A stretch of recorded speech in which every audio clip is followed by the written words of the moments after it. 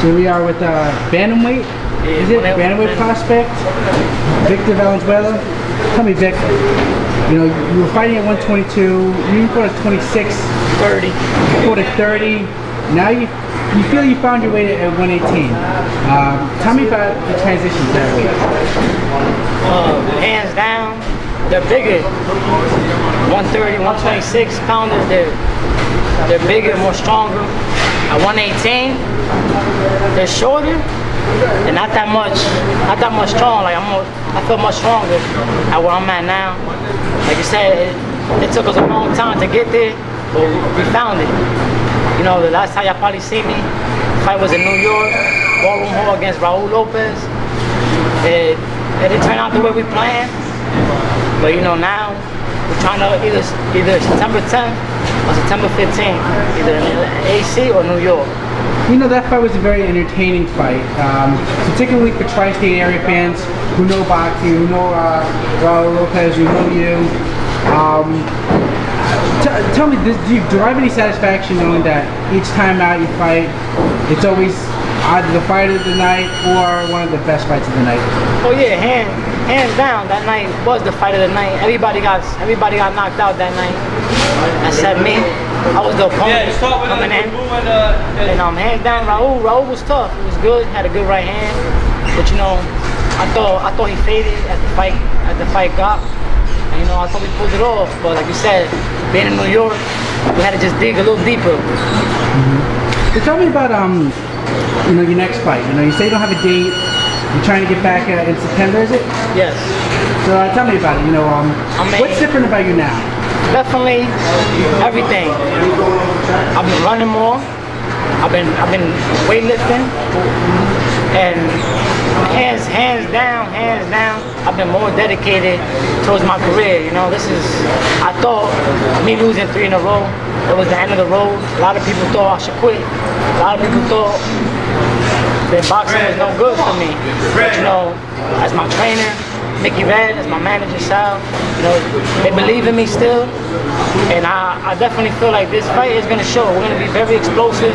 I don't know if you've seen highlights of Gary Russell, his hand speed and power. That's what we're trying to do this statement. September 10th, September 15th, I'm going to show people the Victor Valenzuela that I was as an amateur. You know, people were scared of me. Now it's like when we went pro, we went backwards. But the hands down, I'm more focused and dedicated than I ever been, ever.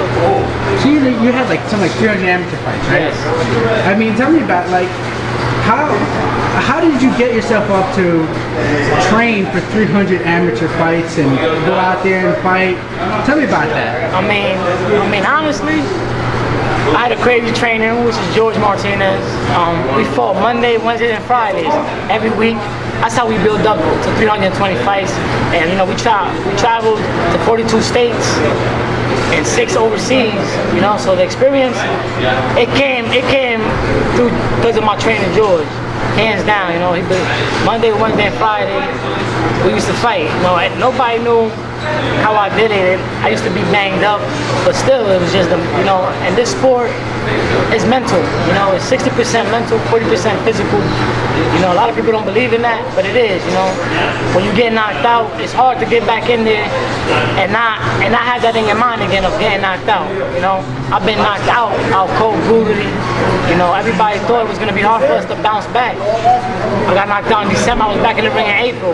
You know, I lost that fight, but it was just the tri-set of, you know, I'm physically strong up there than anything. You know, now when I gotta put everything together, I gotta show my heart, my mental, with the talent, and that's what I haven't been showing. I haven't been showing my talent. I haven't been boxing, haven't been jabbing. You know, I just became a brawler, and that's not what I am. Talk to me about, you know, that first loss. A lot of people didn't know who that Javier Valenzuela guy was. You said that, you know, these experiences have helped make you stronger. Is it possible that maybe you overlooked him, or you know, you've been beating a lot of unbeaten guys, and there was nothing to indicate from his record that this wasn't just another unbeaten guy, you know, in a long list of unbeaten guys that you've been fighting. Tell me about it. I mean, hands down, I overlooked him. Not just me, my whole team. You know, we thought it was just an upcoming guy from DR. we didn't know anything about him. There's a champion right here, Kendall. I like big butts and I cannot lie. Uh-oh! Hands down, we overlooked him, you know. We didn't know he dehydrated the way he did. You know, makes 28, dehydrated 50. So, you know, it was just an experience of never again underestimate anybody because the record overlooked him, you know. So we take it fight by fight. That's about it, but definitely, I can say we overlooked. No, you have a lot of crazy people in this gym. One of them is Kendall Holt. Tell me about what it's like to work out in a gym with so many different personalities. Guys like Kendall, Glenn Tapia.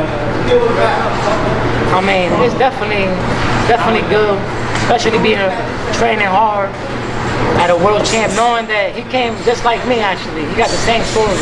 He been knocked out, but you know, everybody thought it was over. Kendall Holt showed everybody that, you know, it's never over till it's over. And that's the story that I stand. He tells me every day, you know, it's never over till it's over. You know, you can't let them win. And I say, the haters, the people, you know, if I go in there and look bad, I'm letting them win. But if I keep winning and I keep dedicating myself in the gym, you know, that's the key. Kendall always tells me, is always fight smart. Yeah. As far as Glenn Tapia, well, that's my brother. You know, he's been around me since he was 8 years old.